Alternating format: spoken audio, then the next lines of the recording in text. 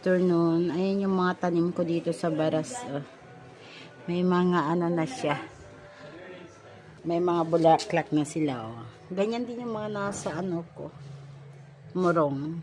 So ayan guys, good afternoon. Naunahan po tayo ng ibang harvest natin ng mga talbos na tanim namin. Ayan, binisita namin. So ayan, wala na rin bunga yung mga okra namin hanggang doon. Ayan guys.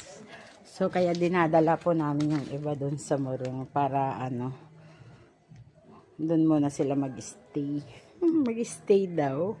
Ayan, pupuntahan din natin yung kabilang tanim natin kung mayroon tayong makukuha. So, ayan guys, yung mga iba may mga kumuha po kasi ng mga bunga nila. So, doon po tayo sa kabila. So, medyo malayo guys yung isang tanim natin dito po. So, ayan guys, yung mga